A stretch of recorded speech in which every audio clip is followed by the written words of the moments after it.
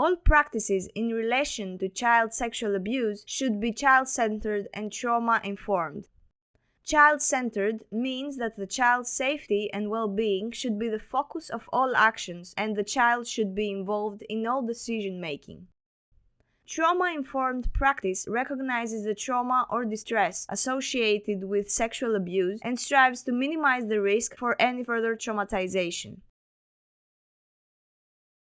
A first responder's behavior sets the tone for the later stages of the investigation. It is therefore important that a first responder acts empathically and establishes good rapport with the child or the person who reports the abuse. This makes it more likely that the person will continue to engage in the investigation.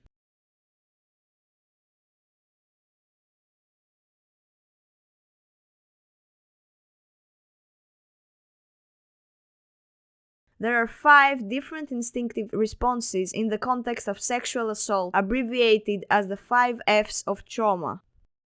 Fight is the resisting the attacker, physically or verbally. Flight is the running or hiding to put physical distance between the victim and the attacker. Freeze includes becoming rigid, tense, still, and silent. Flop is like freezing, but instead of tensing and becoming rigid, the body relaxes and goes limp. And finally, friend involves calling for help and/or trying to befriend the attacker in an attempt to stall or to plead with them.